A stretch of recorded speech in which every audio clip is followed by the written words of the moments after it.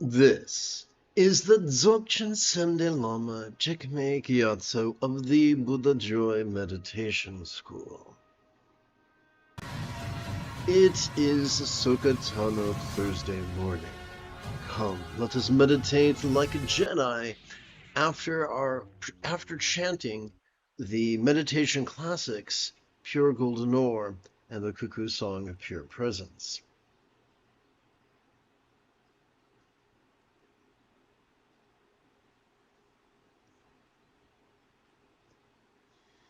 Together. Luminous mind inexpressible beyond conceptualization. By the way, I recommend breathing from the diaphragm while chanting. It's easier in your throat that way. The easiest way to ensure those mechanics I've found is to touch the tip of our left thumb to our ring finger and do likewise on our right hand. As the light of the teacher is extolled by all, as a heart of experience is like gentle prince. So, what are we talking about here? So, luminous mind in this context is a reference to mindfulness and meditation, noticing and relaxing, as we see in the graphic on the right.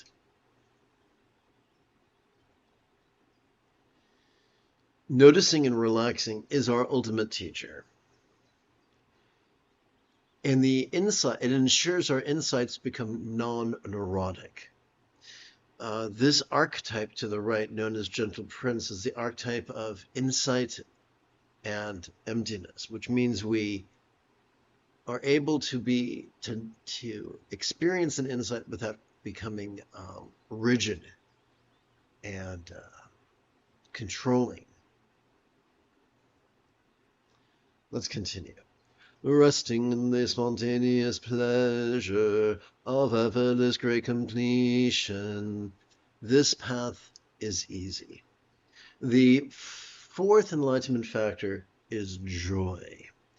There are many methods. There are few that give us joy. For instance, if we spend our time indulging our controlling tendencies and over-focusing and over-analyzing, relying upon the medial and dorsolateral prefrontal cortici in the front of our brain, we wind up triggering our amygdala, the seat of anxiety and aggression, and nobody wants that. However, when we notice and relax passively in reliance upon our autonomic nervous system and our spinal cord, not only does that calm the anxiety and aggression of our amygdala, but it gently stimulates the empathy latent within our anterior cingulate gyrus. Very cool. Let's continue. As the basis of all disciplines such as love's moral conduct, luminous mind provides release in its every mode. Whoops.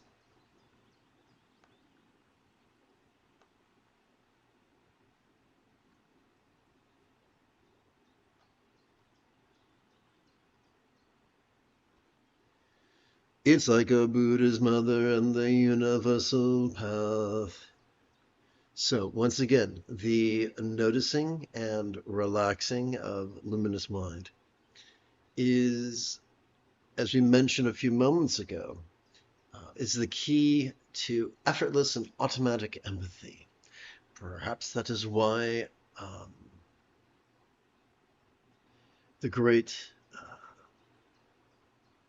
Karma Chakme Rinpoche explained that nonviolence is the essence of morality, and also why Tulku Thondup explained that the highest love is the spontaneous and uncontrived byproduct of noticing and relaxing.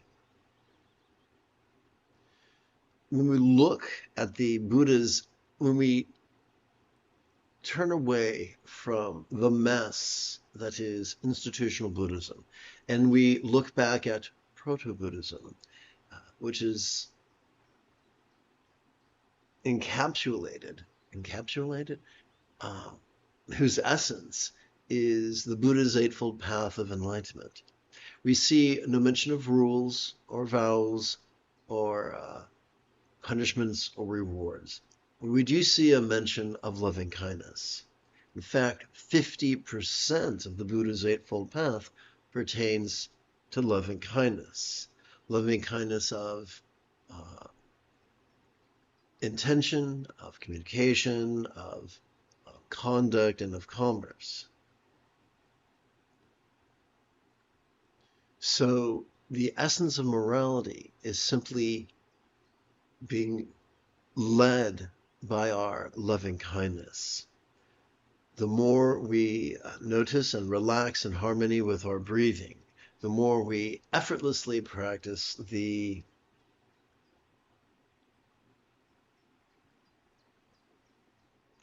one moment, if you please. 1, 2, 3, 4, 5. Okay, let's continue. So the more we practice mindfulness and meditation,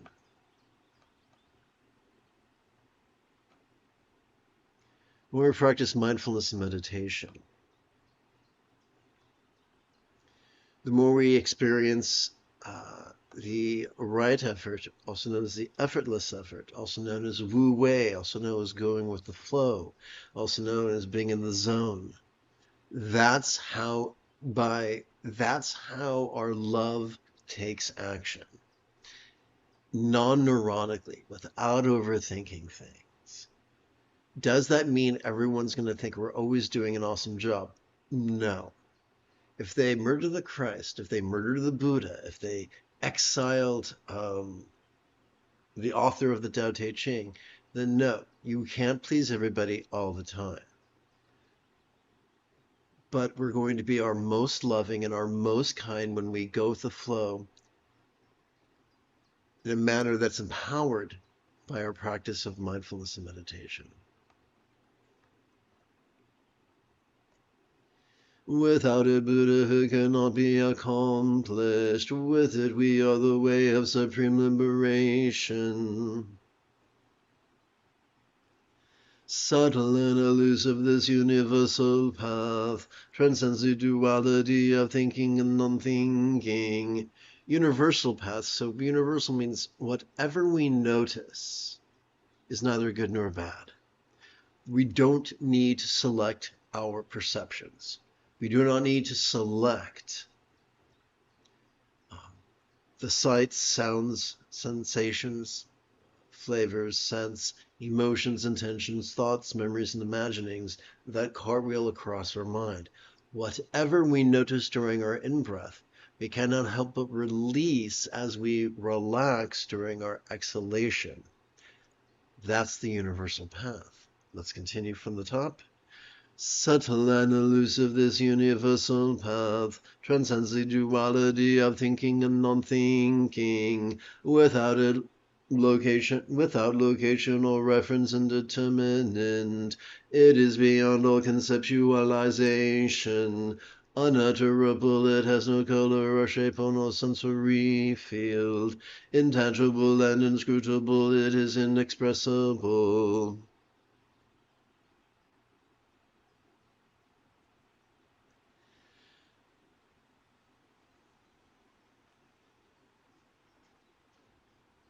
We do not need blind faith to master the Buddha's path. In fact, it's a hindrance. We do not need to get a PhD in metaphysics to master the Buddha's path. The Buddha taught we can master his path in as little as 7 days.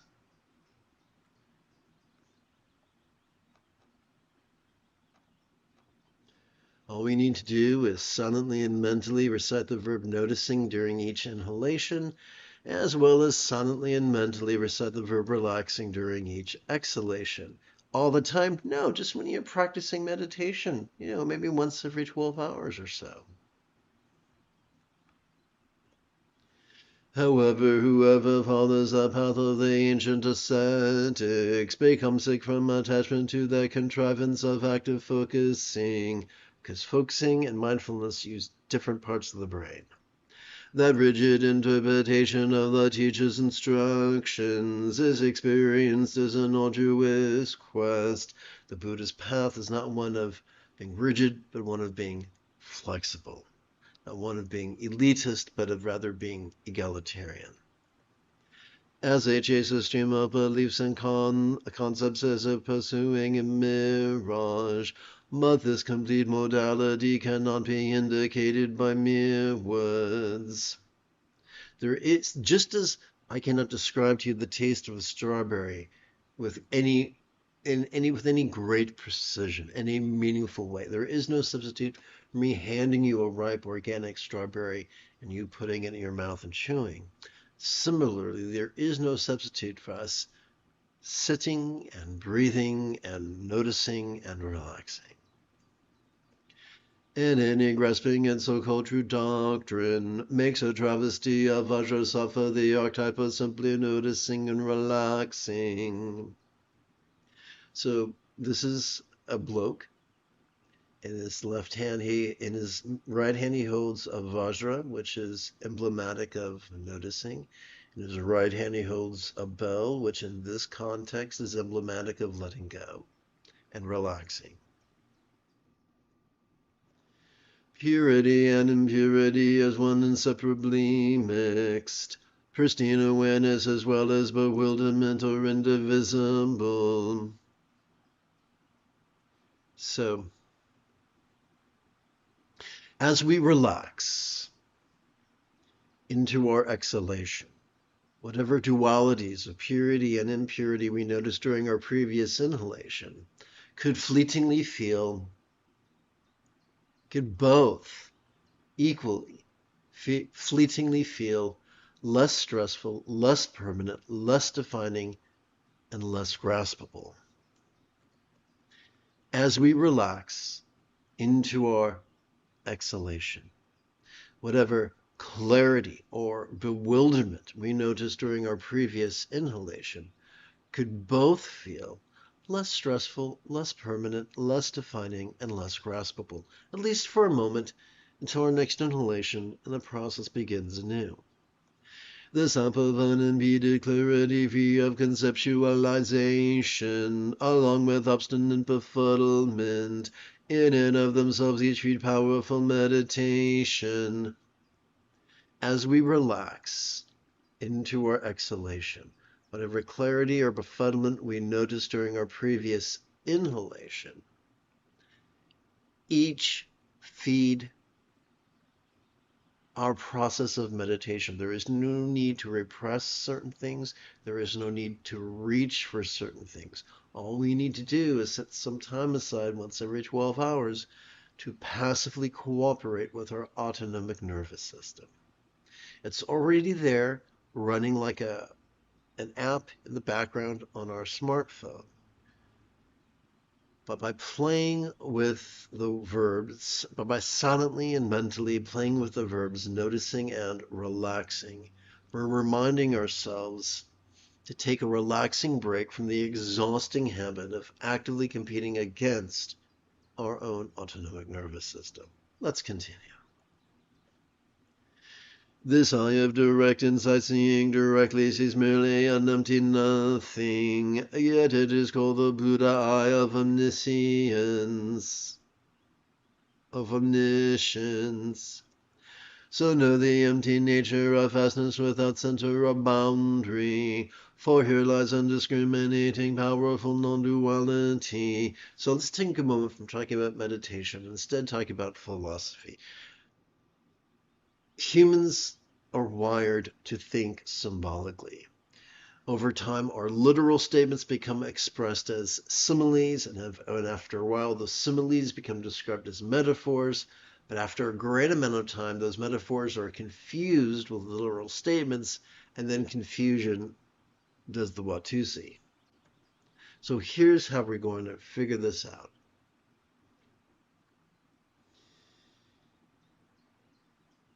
As mentioned before, every time we inhale, we are wired to automatically access the sympathetic nervous system. I should say the middle bit of our spinal cord, described as the core of our sympathetic nervous system. It has evolved to help us to vulnerably, passively, viscerally, randomly, and fleetingly notice all mind's antics of perception, emotion, intention, cognition, recollection, and imagination. All of them. From the external to the internal, from the physical to the mental, from the pleasurable to the painful, from the interesting to the boring, from the glorious to the grotesque. But what do we do with that which we noticed? Simple. We meditate. You see, every time we exhale, whether we know it or not, we have evolved to automatically access both the tippy top and the very bottom of that same spinal cord. These two extremes, working as a team, function as the core of our parasympathetic nervous system. They have evolved to help us to physically relax during our exhalation to such a degree that that which we noticed during our previous inhalation could fleetingly feel less stressful, less permanent, less defining, and as non-graspable as a vast empty void. Well, a simile is only as effective as it is relatable. Therefore, we have to ask the question, what?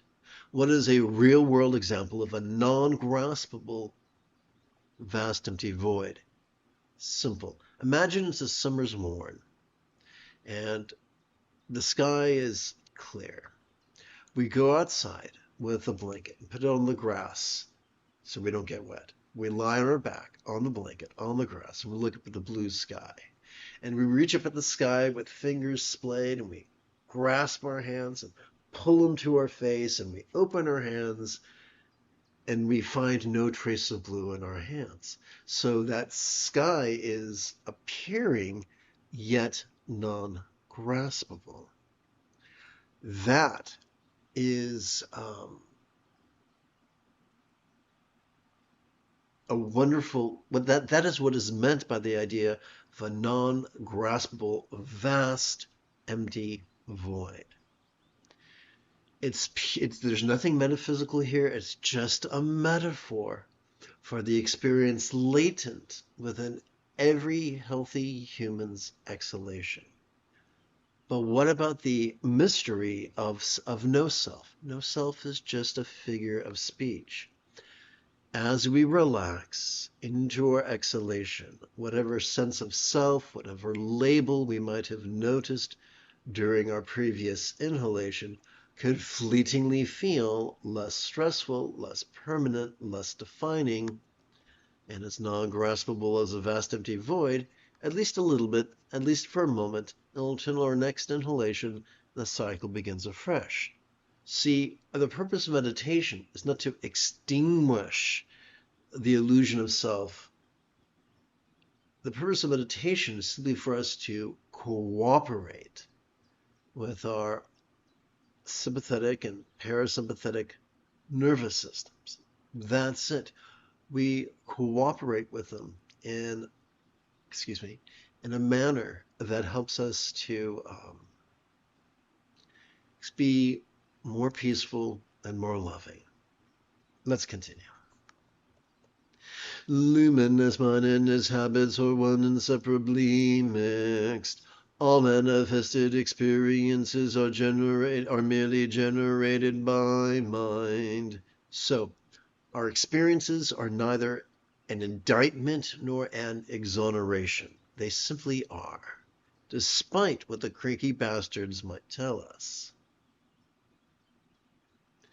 So, we can recognize that we sometimes have, so there's a part of our brain dedicated to survival, which can be good in a life or death situation. The problem is that when we rely upon our survival mechanisms in non-life or death situations. That's when we are governed by the 6 F's, wherein a deep part of our brain asks whenever encountering anything, hey, that thing over there, do I fuck it? Do I feed on it? Do I fight it? Do I flee from it? Do I faint before it? Do I fawn over it? Those 6 impulses will mess up our lives if they become our default way of going through life. And yet,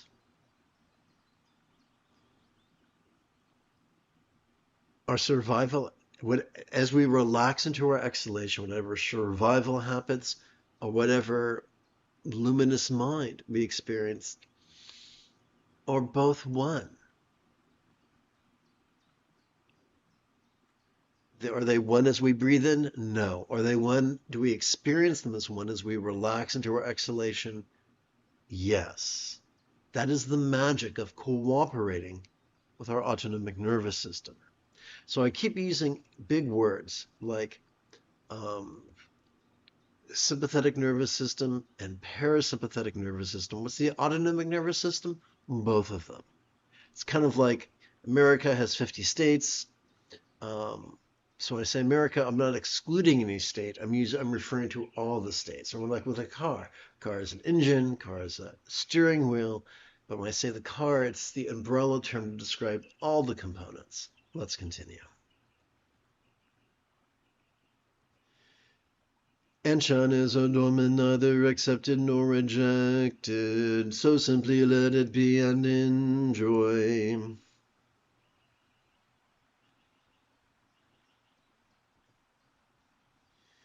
Activity that is personally repugnant or culturally taboo, such as the 5 mental poisons or the 5 so-called unforgivable crimes, could feed the realization of powerful non-duality.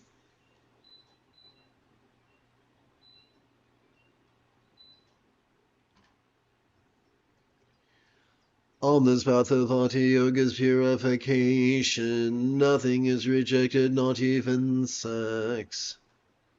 So, there's 2 ways of going through life. We can go through life guided by patriarchy, being rigid, fearful, superstitious, controlling, elitist, cryptic, competitive, and cruel. Or we can go through life being guided by matriarchy, being flexible, loving, rational, laid back, egalitarian, lucid, cooperative, and kind. The more we practice noticing and relaxing in harmony with our breathing, the more our choices and utterances and deeds will be successfully guided by love's deeply centered spontaneity. Let's continue. One's intellect could be harmfully conditioned by the elitism and rigidity of tradition and literalism, such as the 3 contrived analogues of samadhi's awareness, bliss, and love. So, forcing the repression of thoughts, forcing the experience of bliss, forcing visualizations of love are contrived. And they're analogs. They're not as good as the real thing. Like that song, Ain't Nothing Like the Real Thing.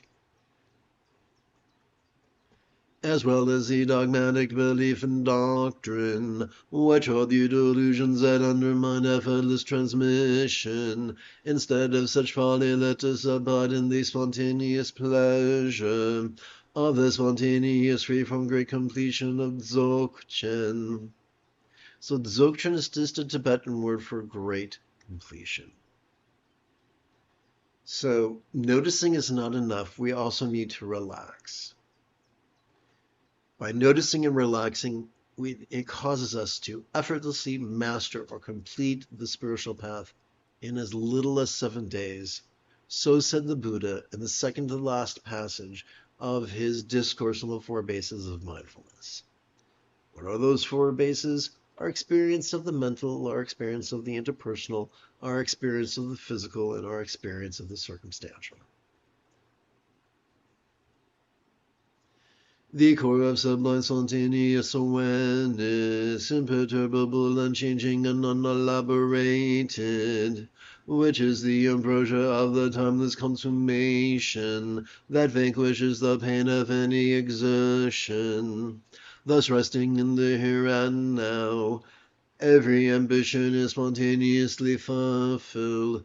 We don't need to make it happen. We don't need to force anything. We do not need to indulge our rigid or controlling tendencies. We don't need a 5-year plan. We don't need to set goals as individuals. We don't need to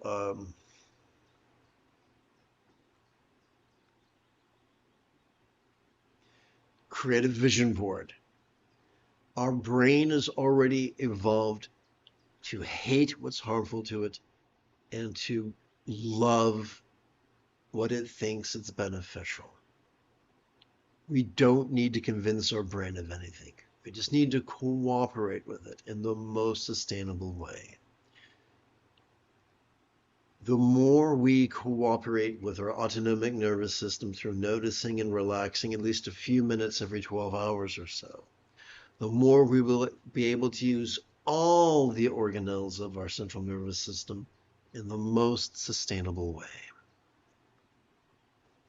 Hey, magnificent one, listen all and everything in experience, which shares the same empty nature of the luminous mind, is like an all-inclusive essential drop incapable of being controlled by the dualities of contemplation or concentration, expansion or contraction, generation or cessation, unconfined, it is simply being.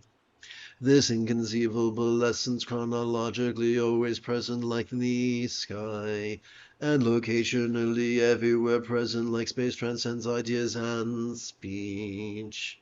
So wherever we go, as long as we're alive, as long as we have the capacity to notice and relax.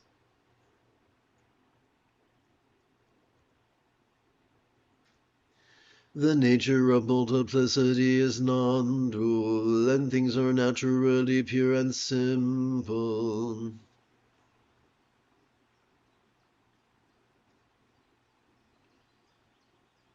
Everything that we notice, we can release simply by relaxing in harmony with our exhalation.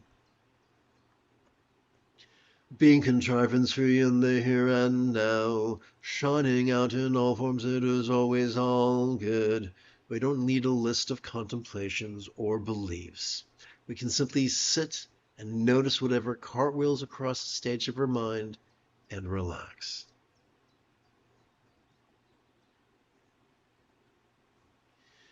Thus already complete exertion is now redundant, and spontaneity ever natural.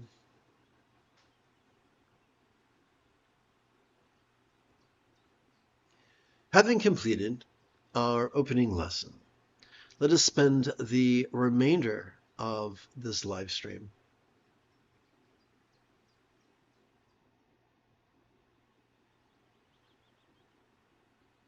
sitting and breathing and noticing and relaxing. As we feel air enter our nostrils, we could silently and mentally recite the verb noticing. As we feel air exit our nostrils, we could silently and mentally recite the verb relaxing. An effortless way to help our energy coalesce at the crown of our head and to time our meditation is to use a mala. You can find these all over the internet. You can find them on Amazon, get them delivered to your apartment rather quickly. So for the sake of convenience, let us simply count our mala on our left index finger. What are we counting? Inhalations.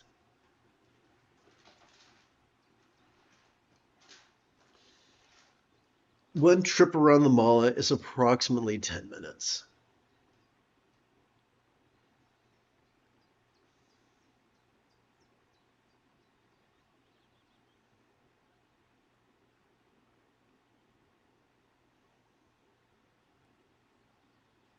Mala is a Sanskrit word. It can be translated into English as rosary. Rosaries are found all over the world. We see them used by Hindus, Buddhists, Catholics and Muslims.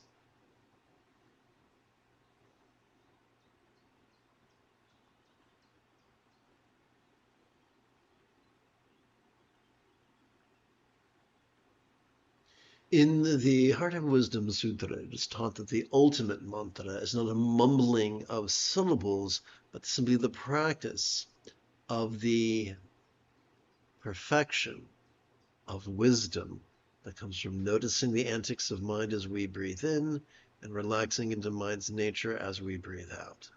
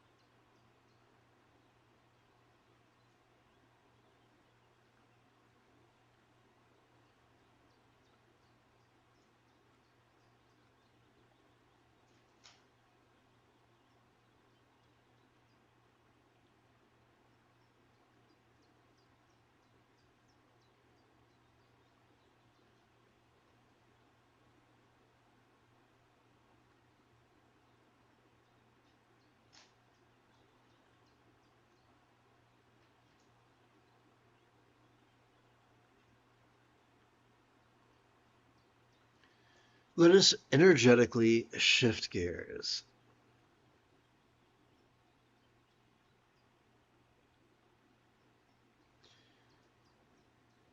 Let us shift our respiratory frame of reference to our chest. As we feel our chest swell, we can silently and mentally recite the verb noticing.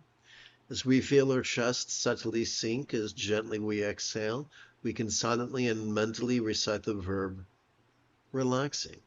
An easy way to facilitate this is to count our mala not on our index finger, but on our middle finger. Palms up, I'm sorry.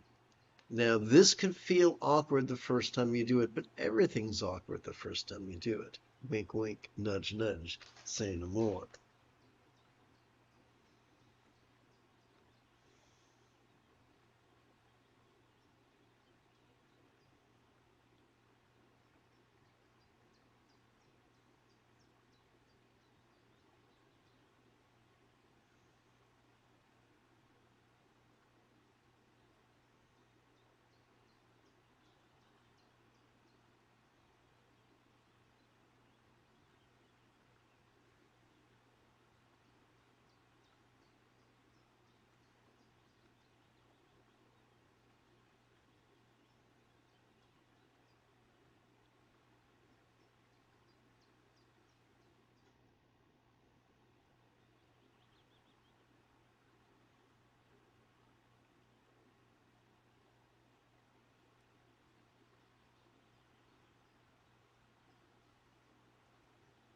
So when you feel antsy and you don't feel like meditating, maybe you feel bored, that's great. Notice those feelings as you breathe in, relax into them as you breathe out.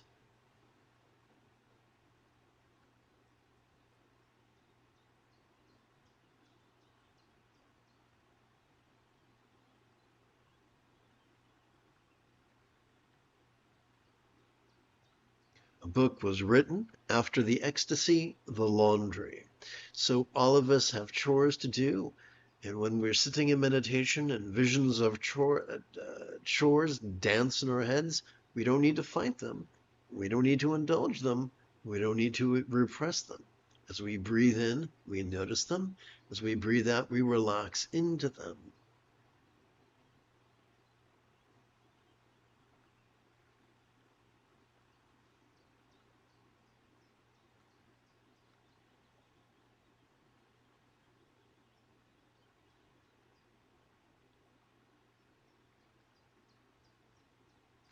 If we wind up in jail, they won't let us have a mullah. We'll have to count on our fingers. I'm happy to teach that. I've already taught that in many live streams and in many shorts. There's a whole series dedicated to that. And I'm happy to teach them during live class whenever you ask me to.